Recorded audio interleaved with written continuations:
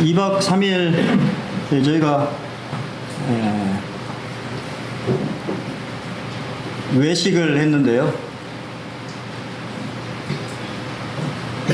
어떻게 맛있으셨나요? 집밥이 그립지는 않으셨습니까?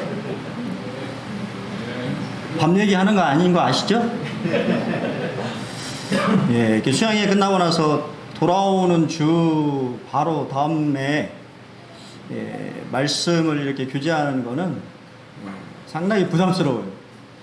왜냐면 특별식을 먹다가 집밥을 이제 다시 드셔야 되는데 집밥이 그리워졌으면 하는 그런 마음이 개인적으로 있습니다. 오늘은 복음의 이동 사마리아로라고 하는 제목으로 같이 함께 말씀을 교제하기 원합니다. 본문이 조금 긴데 빠르게 교독해서 한번 읽겠습니다.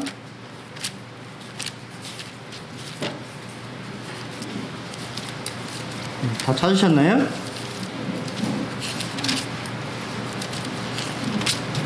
8장 1절. 그날에 예루살렘에 있는 교회에 큰 박해가 있어 사도 외에는 다 유대와 사마리아 모든 땅으로 흩어지니라.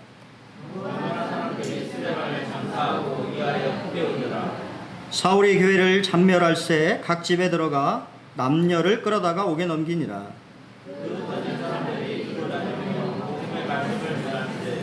빌립이 사마리아 성내에 내려가 그리스도를 백성에 전파하니 우리가 빌립의 말도 듣고 하는 능력도 보고 한 마음으로 그가 하는 말을 따르더라.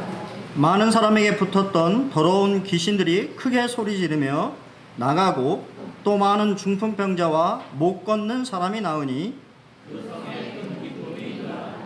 그 성에 시몬이라 하는 사람이 전부터 있어 마술을 행하여 사마리아 백성을 놀라게 하며 자칭 큰 자라 하니 낮은 사람부터 높은 사람까지 다 따르되 이 사람은 그가 이끄는 하나님의 능력이라 하더라. 오랫동안 그 마술에 놀랐으므로 그들이 따르더니 하나님 나라와 예수 그리스도의 이름에 관하여 전도함을 그들이 보고 남녀가 다 세례를 받으니 시몬도 믿고 세례를 받은 후에 전심으로 빌립을 따라다니며 그 나타나는 표적과 큰 권능을 보고 놀라니라. 예루살렘에 있는 사도들이 사마리아로 하나님의 말씀을 전하고 그들이 내려가서 그들을 위하여 성령 받기를 기도하니 우리는 아직 한 사람에게도 성령 받으신 일이 없고 오직 주 예수의 이름으로 세례만 받으니라. 이에 두 사도가 그들에게 안수함에 성령을 받는지라.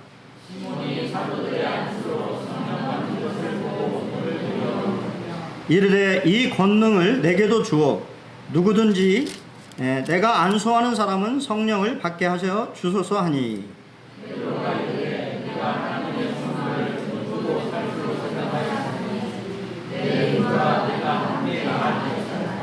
하나님 앞에서 네 마음이 바르지 못하니 이 도에는 네가 관계도 없고 분깃될 것도 없느니라.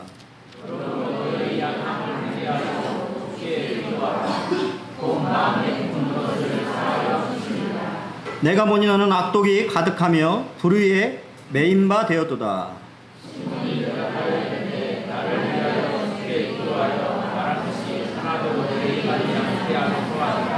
25절 같이 읽겠습니다. 시작. 두 사도가 주의 말씀을 증언하여 말한 후 예루살렘에 돌아갈새 사마리아인의 여러 마을에서 복음을 전하니라. 감사합니다.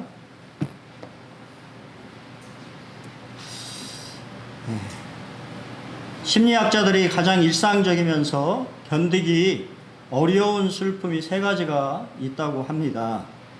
그것은 죽음과 이별 그리고 고독입니다. 우리 오늘 보고자 하는 8장에는 죽음과 이별과 고독이라고 하는 분위기가 담겨져 있어요.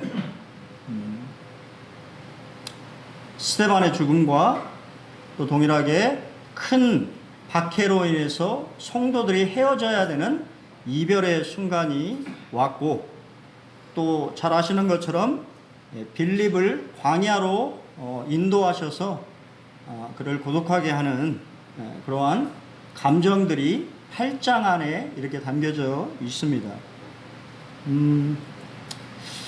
스데반의 순교로 인한 두 가지 열매가 있었는데요. 그것은 바로 스데반의 퇴장으로 인해서 사울, 우리가 아는 바울이 이제 등장하게 된다라고 하는 것을 암시해 주고 있고요. 또 동일하게 박해로 인해서 예루살렘에 머물러 있던 복음이 이제는 유대와 사마리아로 이동하는 그러한 것들을 우리가 볼 수가 있습니다. 오늘 저는 사실 8장의 주요 등장인물이 4사람인데요. 오늘은 3명만 먼저 조금 살펴보기를 원합니다. 첫 번째는 열렬한 박해자 사울입니다. 우리가 잘 아는 바대로 사울은 이 성경 말씀 그대로 따는데요. 소읍이 아닌 길리기아 다소 출신이다라고 성경이 정확히 번역되어 있어요. 그게 무슨 말이냐면 시골 농촌 출신이 아니다 그 말이에요. 사울이라는 청년은 대도시 출신입니다. 길리기아라고 하는 이 큰 주의 수도가 다소였는데 약 인구가 50만 명 정도 되는 큰 대도시 출신이다 그 말이에요.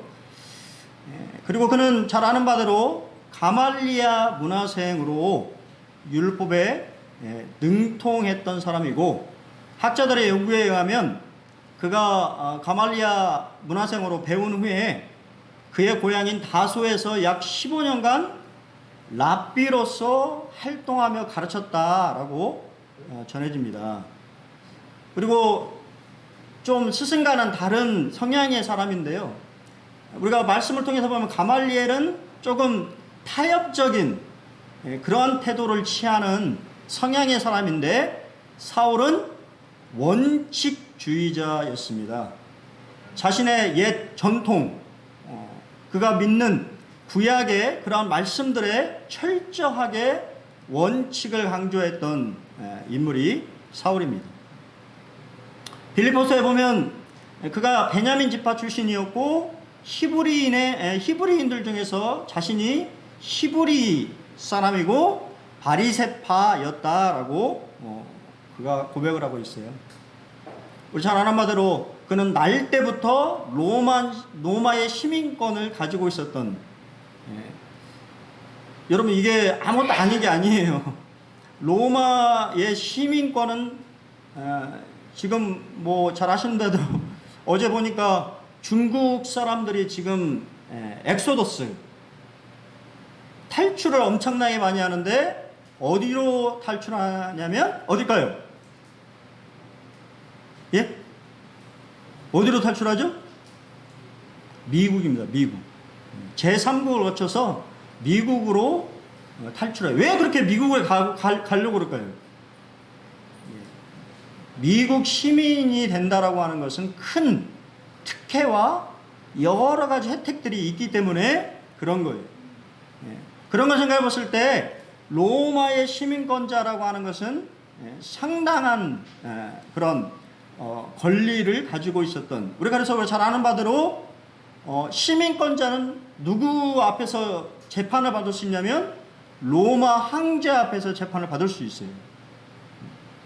그 정도로 상당히 중요한 그러한 권리를 가지고 있었던 인물입니다.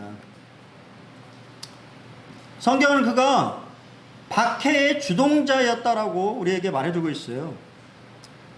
스데반을 죽이는 수많은 이 사람들이 옷을 벗어서 누구에게 뒀다고 얘기합니까? 사울이라고 하는 청년의 발 앞에 뒀다라고 하는데, 우리가 잘 아는 바대로 말씀에 계속해서 사도들의 발 앞에 초대교회 성도들이 제물을 놓았다라고 하는 표현이 반복해서 나오는데, 이것은 무엇을 말하냐면 그가 지도자적인 역할을 했다라고 하는 거예요. 그냥 이 어떤 목격자, 이런 사람이 아니고 스데반의 죽음에 직접적으로 관여했던 인물이 사울이었다라고 하는 것을 성경은 말해주고 있습니다. 그리고 성경에 보면 우리가 방금 읽은 바대로 사울은 스데반의 죽임당함을 어떻게 여겼습니까? 마땅하다 그렇게 여겼다라고 하는데, 원어의 의미를 보면 여러분들 부부가 마음이 맞아가지고 어떠한 일을 행했을 때 뭐라고 합니까? 아, 당신 참 잘했어 라고 하는 말이 마땅히 여겼다라고 하는 말이에요. 그러니까 사울은 스데반의 죽음, 그것을 사람들이 행한 거에 대해서 참 잘했다고 생각했다 그 말입니다. 거기서 그쳤나요? 아니요. 그는 아까도 말한 것처럼 원칙주의자였고 행동파였기 때문에 교회를 잔멸하려고 했다고 말하는데, 원어에 보면 엘리마이네토라고 하는 단어를 쓰는데, 이것은 야생 짐승의 시체를 갈기갈기 찢어발기는 행위를 의미하는 겁니다. 이해되세요? 짐승을 사냥해가지고 그것을 갈기갈기 찢어내는 행위가 잔멸하다라고 하는 단어예요. 그가 얼마나 큰 핍박자였다라고 하는 것을 성경은 말해주고 있고, 9장 21절에도 그가 교회를 멸하려고 했다라고 설명되어 있는데, 그것은 군사작전을 이야기하는 겁니다. 한 성읍을 포위해가지고 거기를 완전히 죽이려고 하는 이런 단어들이 사용되어 있어요. 그가 교회에 대해서 어떠한 마음을 가졌는지에 대해서 성경은 자세하게 설명을 해주고 있습니다. 일리엄 맥도날드 형제님은 이렇게 이야기하셨어요. 만일 그가 스데반의 그처럼 경건하고 학고부동한 확신을 가진 천사 같은 얼굴을 잊을 수가 있었다면 그는 자신의 내리에서 그에 관한 기억을 떨쳐버리려고 노력했다. 그리고 그는 스데반의 동료 신자들을 향한 공격을 한층 더 가함으로써 그 기억을 지우려고 시도했다. 이해가 되십니까? 스데반을 죽이는데 적극적으로 주동의 역할을 했고, 스데반의 죽음의 묘사는 충격적이었던 것이에요. 왜냐하면 우리가 잘 아는 바대로 예수님이 죽을 때 하셨던 그런 놀라운 고백과 용서의 기도를 하는 모습들을 통해서 상당히 사울에게도 큰 충격적인 모습이었다라고 하는 거예요. 그 모습을 뭐하기 위해서? 죄책감을 떨치기 위해서 더 교회를 박해하고 핍박하고 사람들을 잡는 일에 주도적인 역할을 했던 인물이 사울이었다라고 성경은 이야기합니다. 여러분 어떠세요? 여러분도 그럴 수 있다고 그 말이에요. 어떤 일들의 나쁜 일들을 더 감추기 위해서 뭐합니까? 더 나쁜 짓을 이렇게 하는 그런 모습들을 우리는 생각해 볼 수가 있죠. 또한 성경에 보면 바울은 사도행전에 2번 자신의 이 구원 간증을 하는데요. 그 구원 간증 속에 동일하게 등장하는 인물이 누구예요? 스데반이었습니다. 그만큼 그는 스데반의 죽음이라고 하는 것이 얼마나 그의 기억 속에 영향을 미치고 있는지를 사실은 설명하고 있다라고 하는 것입니다. 여기서 우리는 무엇을 깨닫게 됩니까? 올바른 지식을 따르지 않으면 뭐를 가집니까? 잘못된 신앙을 가질 수 있다라고 하는 거예요. 사도 바울은 로마서 10장 2절에서 내가 증언하노니 그들이 하나님께 열심히 있으나 올바른 지식을 따른 것이 아니다라고 이야기하고 있다고 말입니다. 하나님을 열심히 섬기지만 그것이 올바른 지식이 아니면 오히려 잘못된 하나님에게 해가 되는 행동을 사실은 하고 있다라고 하는 것이죠. 우리가 아는 바대로 디모데후서 2장 5절에 보면 경계하는 자가 법대로 경계하지 아니하면 뭐를 얻지 못합니까? 승리자의 간을 얻지 못할 것이다 라고 얘기했어요. 네, 지금도 제가 기억나는데 88 올림픽 때 혹시 기억하신지 모르겠습니다만 한 선수가 이 장거리 경기를 했어요. 자기 라인으로 달려야 되는데 마지막 결승전을 앞두고 자기가 달리던 라인이 아니고 다른 선수의 라인을 해서 들어왔어요. 1등으로 들어왔는데 어떻게 됐습니까? 실격 처리됐습니다. 왜냐하면 그 룰이 자기 라인을 달려서 끝까지 오는 것이 그 경기의 룰인 거예요. 여러분, 하나님 섬기는 것도 저는 마찬가지라고 보여져요. 지금 보면 최근에 저도 어제 잠깐 영상 하나를 봤는데 참 어이가 없더라고요. 특별히 뭐 여러분 어떤 생각할지 모르지만 오순절주의는 조심하셔야 되는 거예요. 그 동영상 보니까 딱 오순절주의더라고. 축사 귀신을 쫓아내고 신유 집회를 하는 그러한 장면들을 참 바라보면서 제가 그래서 댓글을 한번 쭉 읽어봤는데 대부분 막 이렇게 막 이 찬양하는 그 사람을 막 이렇게 칭찬하는 근데 그 중에 하나의 댓글에 뭐였냐면 아직도 그렇게 사네 라고 하는 댓글이 제 눈에 들어왔어요. 아, 이분은 제정신이구나. 아마 그분에 대해서 아는 분인가 봐요. 그래서 그 댓글에 이 양반 지금도 그렇게 하고 산다고 하는 댓글을 보면서 근데 수많은 사람들이 열광을 하고 그 집회에 참석하고 그를 주님의 종이라고 얘기를 하면서 올바른 지식을 따르지 않으면 그가 아무리 하나님을 열심으로 섬긴다 하더라도 하나님하고는 뭡니까? 아무 관련이 없는 사람이 될 수 있다고 말입니다. 우리는 두 번째 인물을 만나게 되는데요. 두 번째 인물은 충성스러운 전도자 빌립입니다. 사마리아를 우리는 좀 생각을 해봐야 되는데 성경에서 사마리아는 혼합주의를 의미합니다. 왜냐하면 사마리아는 혈통적으로나 신앙적으로나 혼합주의가 기본적으로 특징이기 때문이에요. 우리가 잘 아는 바대로 이 사마리아는 북이스라엘을 의미하는데요. 북이스라엘 수도를 얘기하는 거예요. BC 722년에 북이스라엘이 아수르에 의해서 멸망을 했는데 아수르 제국이 펼친 정책이 뭐였냐면 이민 정책과 혼인 정책이었어요. 사마리아에 살고 있는 사람들을 저 아수르라고 하는 곳으로 이주를 시키거나 아니면 아수르의 제국에 있는 수많은 사람들을 사마리아로 보내서 사마리아 사람들과 결혼을 하게 만들었어요. 그러니까 뭐가 이제 이렇게 됐습니까? 혼혈 아이들이 태어나기 시작한 것이죠.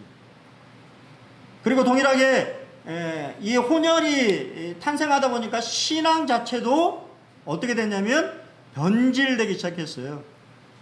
여호와 하나님을 섬기면서 다른 한편에는 이방 신전에 제사를 드렸습니다.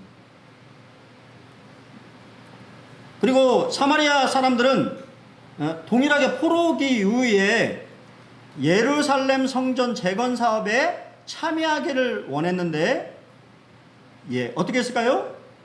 남유다 사람들이 거절했습니다. 왜냐하면 혼혈이다. 순수 유태인이 아니다라고 생각을 했어요. 그러다 보니까 어디에 갈 수 없어요? 예루살렘 성전에 갈 수가 없잖아요. 그러다 보니까 그들 스스로의 성전을 건축했는데 그것이 바로 그림신산입니다. 요한복음 4장에 사마리아 여인이 그림신산에 대한 이야기를 하는 것을 보는데요. 우리가 잘 아는 바대로 하스모니아의 통치자인 요한 히르카누스 1세가 사마리아를 정복시키는데 그림신산에 있는 성전을 다 파괴시켜버립니다. 그렇기 때문에 예수님이 살았을 당시에 유태인과 사마리아 사람들은 무슨 관계예요? 원수 관계라는 거예요. 원수. 여기 지금 제가 이제 사진을 가져왔는데요. 여기는 예수님 당시의 사마리아는 아니에요. 지금 요르단강 서안지구에 그림신산이 있는데요. 거기에는 사마리아 타운이라고 하는, 지금도 사마리아 사람들이 살고 있어요. 로자 마을이라고 하는, 2015년도에 기사가 난 건데 현재 780명이 살고 있대요. 사마리아 혈통의 사람들이. 어떻게 됐든 간에 사마리아는 혼혈, 짬뽕되어 있는 그러한 특징을 가지고 있는 곳입니다. 여러분, 교회에 큰 박해가 임했는데요. 박해는 뭘까요? 봉사의 기회라고 하는 것입니다. 큰 박해가 일어났는데 모든 사도들을 제외한 나머지 사람들이 어떻게 됐다고 성경은 표현하고 있습니까? 흩어졌다고 표현했습니다. 흩어졌다라고 하는 것은 예수님의 말씀하신 씨 뿌리는 비유의 표현처럼 농부가 그냥 씨앗을 흩어버리는, 이해가 되시죠? 우리나라는 이게 모양이 따라서 이렇게 하나씩 심는 그러한 용법이지만 팔레스타인은 그냥 씨 뿌리는 거죠. 그래서 우리가 씨 뿌리는 비유처럼 어느 땅에 가시덤불에 떨어지기도 하고 좋은 땅에 떨어지기도 하고 바위가 있는 이 돌밭에 떨어지기도 하고 하는 것입니다. 큰 박해가 일어나자 성도들이 흩어졌고, 근데 그 흩어진 사람들이 뭘 했냐면 복음을 전했다라고 하는 거예요. 큰 박해로 인하여서 집사로서 부름을 받은 빌립은 성령께서 영적인 은사를 더하여 주실 것을 깨닫게 되었고, 그는 위대한 복음 전도자가 되었다고 하는 거예요. 큰 박해가 없었다면 빌립은 그냥 예루살렘 교회의 집사 역할만 감당했을 거예요. 하지만 큰 박해로 인해서 그는 그 자신 안에 있던 복음의 전도의 은사를 깨닫게 되었고, 또 하나님이 그러한 은사를 주셔서 놀라운 하나님의 일꾼으로서의 쓰임을 받았다라고 하는 것입니다. 사실 제가 저희 군산보론학교에 좀 바람이 있다고 한다면 기도 제목이 중에 하나가 뭐냐면 복음의 은사를 가지신 분들이 일어나기를 저는 개인적으로 바라고 있어요. 여러분 어떠십니까? 말씀은 좋았어요. 근데 저는 사실 죄송한 얘기지만 주제가 뭐였습니까? 수양에? 예? 구령의 열정이에요. 제가 좀 싫은 소리 한번 하겠습니다. 구령의 열정이에요. 우리 김공자님 복음 전하신 분 있어요? 있습니까? 구령의 열정인데? 우리 어머니 듣기 싫어하셨는데 제가 가가지고 한 20분 붙잡고 복음 전했어요. 왜 그럴까요? 제 눈에는 우리 모치님이 보이는 겁니다. 안타까운 마음이 드는 거예요. 모치님이 아프시잖아요. 저는 개인적으로 우리 성도님들이 구령의 열정이라고 하는 제목에 내 마음에 정말 영혼을 사랑하는 마음이 들었냐라고 하는, 여러분 스스로 그런 질문을 던져보셔야 된다고 하는 거예요. 주제가 구령의 열정이었어요. 영혼을 사랑하는 마음이 내 마음속에 일어나야 되는 것이 사실은 수양의 주제인 거예요. 그냥 성도를 위한 말씀을 드리려고 한 게 아니라고 하는 것입니다. 요나의 얘기를 통하여서 느느웨 백성들에 대한 그러한 이야기, 저는 개인적으로 좀 아쉬웠어요. 말씀은 참 좋았습니다. 저 개인적으로. 하지만 주제에 맞는 거였나라고 생각하면 좀 고개를 젓게 됩니다. 죄송한 얘기지만. 그래서 제 마음속에 그런 마음이 있는 거예요. 왜냐하면 바빠요. 제가 모든 걸 다 할 수가 없습니다. 구두자가 오면 복음 전해야지, 뭐 다른 걸 또 해야지 하면 누군가 복음을 전해줄 수 있는, 영혼을 사랑하는 마음이 있는, 우리 구산번학교에 많은 성도들이 모이고 있는데 전도의 은사가 가지신 분이 없겠습니까? 저는 있다고 봐야죠. 또 그 전도의 은사가 활용되기를 저는 개인적으로 바라고 있어요. 그런 은사 가지신 분들은요, 구도자만 보이는 거예요. 구도자가 마음에 와 있는 겁니다. 저는 그러기를 좀 개인적으로 사실은 바라고 있어요. 여러분, 빌립은 분명히 성령과 지혜가 충만한 사람으로 모든 사람 칭찬을 받고 집사의 직분을 수행하고 있었지만, 동일하게 큰 박해로 인해서 하나님의 그를 뭘로? 복음 전도자로 세웠다라고 하는 사실입니다. 처음부터 주어졌던 은사가 아니었다고 하는 거예요. 기도해 주십시오. 우리 군산번호교회 정말 복음에 대해서, 영혼에 대해서 안드레처럼, 빌립처럼 영혼들을 사랑하는 그러한 마음이 있는 그러한 분들이 불릴 듯 일어났으면 참 좋겠다라고 하는 제 개인적인 바람이 있습니다. 박해는 인간적인 관점으로 볼 때 분명히 예루살렘 교회의 어둠의 시기였습니다. 하지만 하나님의 관점에서 볼 때 복음의 확장과 추수의 시기였다라고 하는 거예요. 보는 관점에 따라서 달라지는 것입니다.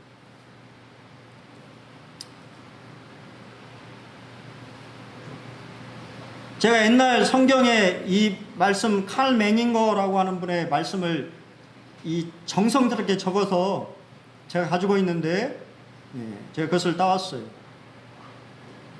사건보다 중요한 것은 사건에 대한 해석이다. 우리는 이미 일어난 일들을 돌이킬 수 없다. 우리가 할 수 있는 것은 그 사건에 대한 해석이다. 사건을 어떻게 해석하느냐에 따라 사건에 대한 반응이 달라진다.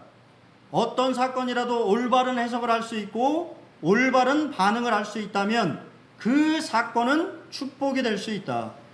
그렇다면 올바른 해석과 반응은 어떻게 하는 것일까? 그것은 성경적으로 해석하고 성경적으로 반응하는 것이다. 즉 하나님의 관점에서 해석하고 반응하는 것이다. 하나님의 섭리의 관점에서 사건을 해석하고 반응하는 것이 뭐라고요? 감사하다. 범사에 감사한다는 것은 범사를 하나님의 관점에서 해석하고 반응하는 것을 의미한다라고 하는 것입니다. 믿음은 사건을 해석하는 능력입니다. 여러분에게 어떠한 일들이 일어났을 때 그것을 그냥 인간적인 관점으로 해석하는 것이 아니라 하나님의 섭리의 가정으로 받아들이고 그 안에서 하나님은 나에게 뭐라고 말씀하실까? 저는 오늘 참 감사가 되었어요. 예배 때. 왜냐하면 이러한 부분에 대해서 감사하는 우리 형제님들이 계셨다라고 하는 거예요. 범사에 감사하는. 범사에 감사한다고 하는 게 무슨 말이에요? 하나님의 관점으로 해석하는 것입니다. 왜 그러한 일들이 나에게 일어나는지, 결국은 하나님이 그러한 일들을 통하여서 하나님의 선을 이루시기를 원하시는 목적이 있다라고 하는 사실을 믿는 것이죠. 그렇기 때문에 감사한 것입니다.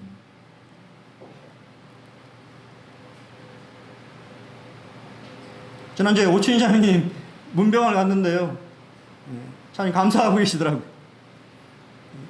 너무 시원한데 편하게 지금 있다고, 감사하다고 그렇게 얘기하시는데 감사가 되었어요. 어떻게 사건들을 해석하느냐가 중요한 것입니다. 그 안에서 또 동일하게 이 주변에 있는 분들을, 영혼들에게 이렇게 복음을 전할 수 있다라고 생각하시니까 또 감사됐다고 또 얘기하시더라고요. 빌립은 성령 충만했고 유대 땅을 지나서 가장 가기 싫고 만나기 싫은 사람들에게 전도했다고 하는 것입니다. 사마리 성에 내려갔다라고 하는 것은 유대인들이 생각했을 때 가장 가기 싫은 곳이고 가장 만나기 싫은 사람들이에요. 여러분은 어떻습니까? 여러분이 가장 가기 싫은 곳은 어떤 곳인가요? 만나기 싫은 사람들이 있습니까? 여러분, 그 사람들에게도 복음을 전해야 되는 거예요. 그래서 사도 바울은 때를 얻든지 못 얻든지 말씀을 전하라고 얘기하고 있는 것입니다. 성령께서 함께 하시면 가기 싫고 만나기 싫은 그 사람이 바로 구원받는 것이지.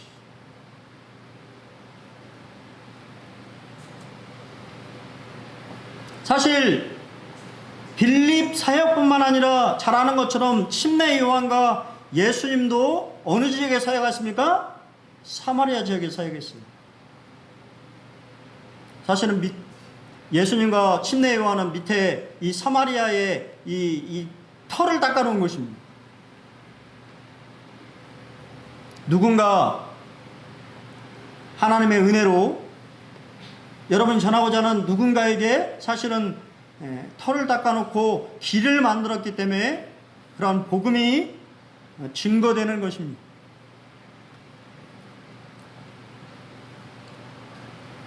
성경은 8장에서 큰 박해로 교회가 흩어졌다라고 말하지만 결론은 뭡니까? 큰 기쁨으로 돌아왔다라고 하는 것을 우리에게 상기시켜주고 있다고 하는 거예요. 여러분, 여러분의 인생에 어려움이 임할 때 기억하십시오. 그 안에 하나님의 뜻이 있고 하나님의 섭리가 있다고 하는 거예요. 그 안에서 하나님의 뜻을 여러분들이 순종하게 될 때 결과는 뭐라고요? 큰 기쁨으로 되돌아온다라고 하는 거예요. 성경은 우리가 잘 아는 대로 시편 119편 70장 한번 읽어볼까요? 같이 한번 읽어보겠습니다. 시작. 고난당한 것이 내게 유익이라 이로 말미암아 내가 주의 율례들을 배우게 되었나이다. 여러분 그런 삶을 살고 있습니까? 여러분들의 어려움이 임했을 때 그 가운데서 주님을 만나고 주님의 어떠하심을 배우고 알게 되는 계기가 되고 있습니다. 요새 다시 이 책을 한번 읽고 있는데요. 왜냐하면 다음 달에 우리 군산 지역 청년들 교제하는데 이 책 가지고 교제한다고 그래가지고 다시 이 책을 끄집어내서 읽고 있습니다. 거기에 이런 간증이 있어요. 나는 리치 에드먼드다. 2006년 2월 10일 인생이 순조롭게만 풀려갔다. 척추 지압병원은 날로 번창해 가고 두 아들과 헌신적인 아내가 있었다. 그런데 2월 11일에 모든 것이 변했다. 친구들을 만나 멧돼지 사냥을 하기 위해 오두막집으로 가는 중이었다. 주위가 너무 깜깜해서 도로에서 벗어나 1.5m 두께의 수풀에 빠졌다. 나는 차를 빼려고 전진과 후진을 반복했다. 그 바람에 마찰열로 수풀에 불이 붙었다. 잠시 후 차량이 폭발했다. 차에서 어떻게 빠져나왔는지도 모르겠다. 나는 응급 헬기로 화상 전문병원으로 이송되었다. 하나님이 내 인생을 완전히 멈추게 하셨다.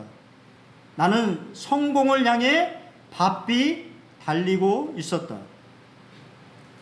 너무 바빠서 하나님을 생각할 겨를도 없었다. 자식에게 다가가려는 부모처럼 하나님은 내 어깨를 잡고 앉히시면서 말씀하셨다. 내 말을 좀 들으렴. 그때부터 나의 영적 각성이 시작되었다. 이후 4년 만에 나는 손가락 7개를 절단해야 했다. 의사들은 손을 회복할 가망이 없다고 말하였지만 아내는 손 이식 수술의 가능성을 이야기했다. 오랜 시간 아내와 함께 성경을 읽고 기도한 후 마침내 내 몸에 새로운 양손을 붙였다. 그날 화재 속에서 내가 죽지 않은 것이 기적이라고 말한다. 맞는 말이다. 하지만 사실 나는 그 화재 속에서 죽었다. 실제로 죽었다. 그날 옛사람은 죽고 새 사람이 살아났다. 예수님을 모른 채로 건강하게 사는 것보다 고통과 장애를 통해서라도 예수님과의 친밀한 관계를 얻는 편이 훨씬 낫다. 내 이름은 리치 에드워드다. 나는 팬이 아니다. 여러분 어떻게 생각하십니까? 그는 간증하고 있는 것입니다. 그는 손가락을 다 잃었지만 주님을 더욱 알게 되었다라고 하는 고백인 것입니다. 여러분, 우리 인생에 어려움들이 임했을 때 기억하시기 바랍니다. 바로 그때가 주님 만날 기회라고 하는 거예요. 주님을 찾을 기회라고 하는 것입니다. 주님을 더 알게 될 수 있는 기회라고 하는 것입니다. 세 번째는 교활한 속이는 자 마술사 시몬을 만나게 됩니다. 사마리아는 우리가 아까도 말한 것처럼 혼합주의에 빠져 있었는데요. 그러다 보니 마술사 시몬의 영향력 아래에 있었습니다. 사람들은 그의 능력을 보고 뭐라고 얘기했냐면 하나님의 능력이라고 얘기했어요. 하나님의 능력일까요? 아니죠. 성경은 고린도후서 11장에 이렇게 우리에게 말합니다. 이것은 이상한 일이 아니니라. 사탄도 자기를 광명의 천사로 가장하나니 그러므로 사탄의 일꾼들도 자기를 의의 일꾼으로 가장하는 것이 또한 대단한 일이 아니니라. 그들의 마지막은 그 행위대로 되리라. 제가 오순절 주의자들을 좀 조심하셔야 된다고 하는 이유가 있습니다. 오순절에 영향을 많은 분들을 이렇게 교제해 보면 옛날에 제가 만났던 분도 주님을 어떻게 믿게 되셨습니까? 물어보면 뭐라고 했냐면 자기가 차 사고가 났는데 죽을 위기에 갑자기 환한 빛이 비치면서 예수님이 나에게 다가오셔서 내 손을 잡아서 나를 차 속에서 끌어내 주셨습니다.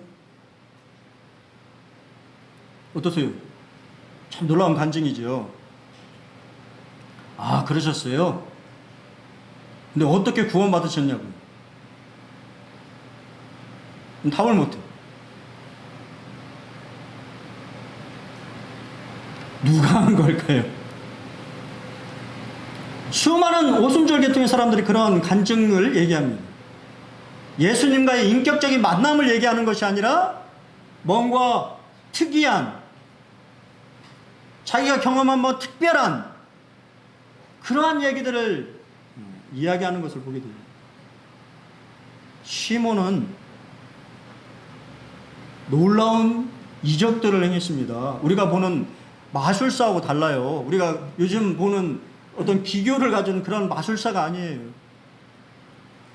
우리 출애굽기에 보면 이집트의 바로 옆에 누가 있었습니까? 술사들이 있었죠. 술사. 이해하시죠? 술사들이. 그래서 모세가 행하는 이적을 누가 행했어요? 술사들이 똑같이 재현했어요. 누구의 힘일까요? 귀신의 힘이, 사탄 마귀의 힘인 것입니다. 그러한 능력들을 펼치게 된 사람들이 이 시몬의 영향력 아래에 있었다라고 하는 거예요. 그리고 그들이 잘못 알고 있는 것이지. 그것은 하나님으로부터 온 것이 아니라고 하는 거예요. 사탄은 구원받지 못한 사람들의 삶에 역사하고 있습니다.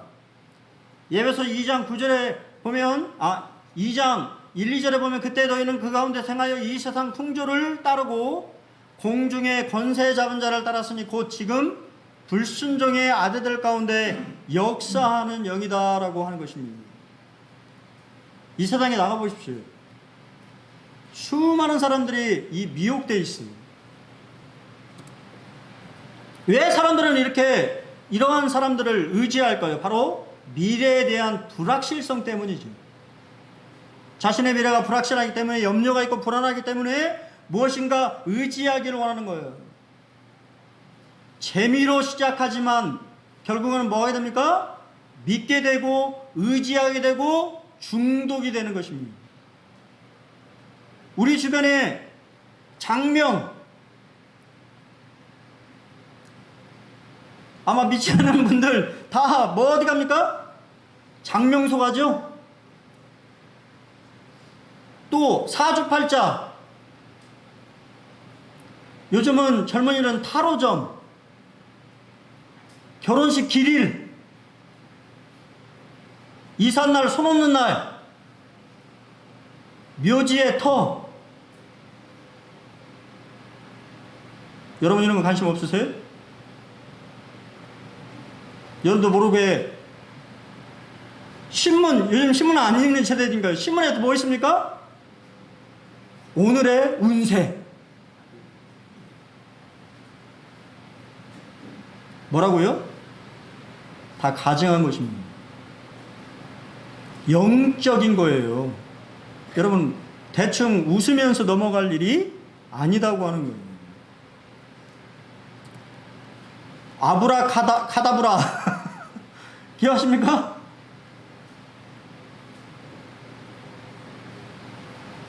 잘 모르세요? 해리포터? 많은 아이들이 이 주문을 외우고 있어요. 우리나라는 안 외우지만 수많은 아이들이 아브라카다브라를 외운 거예요. 이게 마법 주문이거든요. 히브리 말입니다.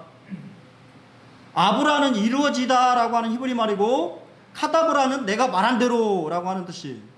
이게 결국 뭐냐? 내가 말한 대로 이루어진다.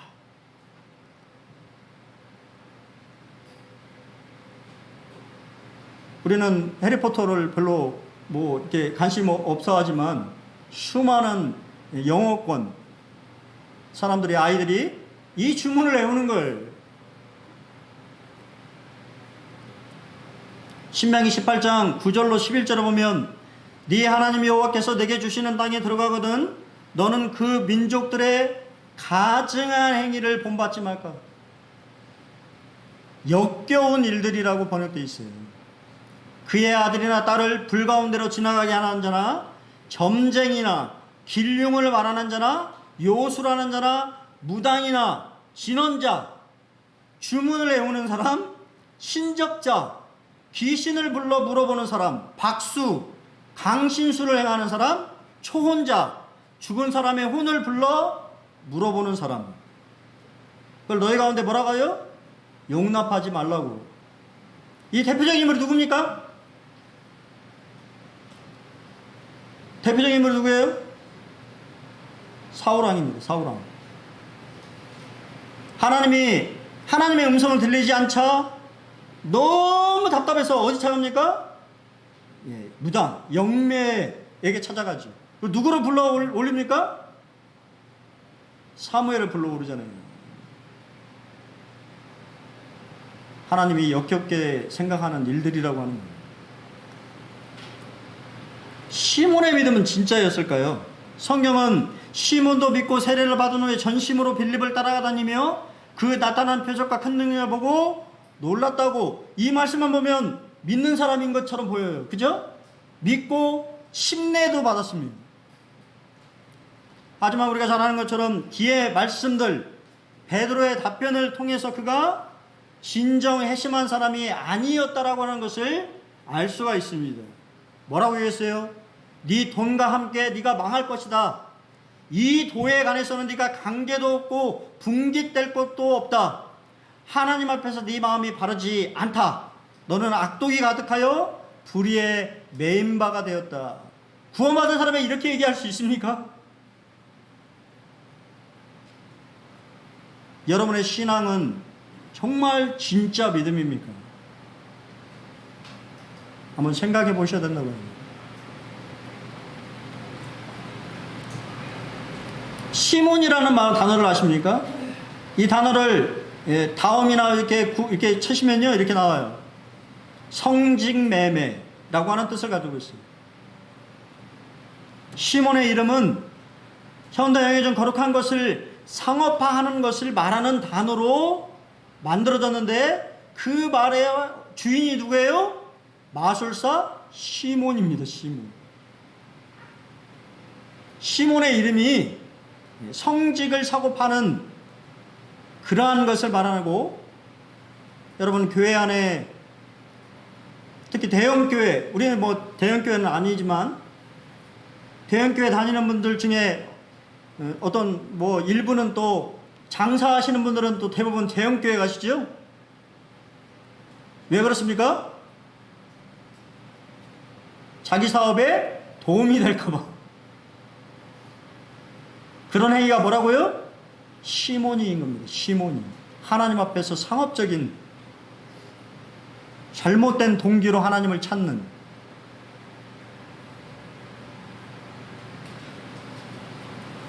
교회에 그런 것이 들어와서는 안 되는 것이죠. 말씀을 좀 줄이겠습니다. 교훈 및 적용을 말씀드리고 말씀을 좀 줄이겠습니다. 밖에는 봉사에 기회일 때가 많습니다.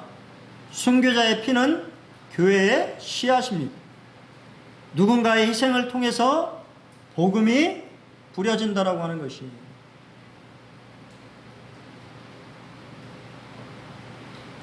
이해되시죠? 제가 여러 번 간증한 것이 기억하는데요, 저는 누군가의 전도를 통해서 구원받지 않았어요. 땅바닥에 떨어져 있는 전도지 한 장. 근데 누군가는 그 전도지를 뭐 했다는 것입니까? 뿌렸다고 하는 거예요. 제가 나중에 구원받고 물어봤어요. 형제님, 그 복음 집회를 위해서 몇 장의 전도지를 뿌리셨습니까? 5,000장을 뿌렸더니, 그 5,000장 중에 한 장을 제가 주워들었고, 제가 복음을 듣기 위해서 모임에 참석했어요. 지금도 기억하는 거예요. 지금도 기억합니다. 교회 갔는데 아무도 모르는 거예요. 이 사람이 누구고, 이 사람이 왜 왔고, 누구를 통해서 왔는지 아무도 모르는 것입니다. 너무 일찍 와서 지금도 기억해요. 제일 앞에 자리에 앉아서. 근데 감사한 것은 누군가가 전도지를 뿌렸기 때문에, 그런 희생이 있었기 때문에 제가 구원받았다고 하는 사실이에요. 여러분 기억하시기 바랍니다. 여러분이 누리고 있는 것들은 사실은 누군가의 뭐가 깔려 있다고요? 희생과 섬김이 있기 때문에 그것을 누리고 있다고 하는 거예요. 그리고 하나님은 동일하게 여러분들이 희생의 자리에 나아가기를 원하신다고 하는 것입니다. 두 번째는, 사탄은 밖으로는 사자처럼 박해를 하고 안으로는 뱀처럼 하나님의 말씀을 속인다고 하는 것이에요. 그렇기 때문에 우리가 말씀에 순종할 때 승리와 열매를 얻을 수 있다고 하는 것입니다. 여러분은 어떻게 생각할지 모르지만 요즘에 참 제가 요새 이제 우리 아이들 학생회에서 창조 스쿨을 하고 있는데요, 그것을 준비하면서 이렇게 봤는데, 하나님의 교회에서 엄청 잘 만들어놨어요. 창조에 관련된, 변증에 관련돼서. 하나님의 교회가 만들었겠을까요? 신천지도 벤치마킹에서 아마 만들었을 것입니다. 여러분 우습게 생각하시면 안 돼요. 이단은 훨씬 더 전략적이고 전술적으로 접근해 가고 있다고 하는 거예요. 수많은 자료들을 만들고 사람들을 미혹해서 끌어당기고 있다고 하는 것입니다. 그렇기 때문에 우리가 말씀을 잘 알아야 되는 거죠. 잘 분별할 수 있어야 되는 것입니다. 그렇기 때문에 말씀을 뭐 해야 돼요? 배워야 되는 거예요.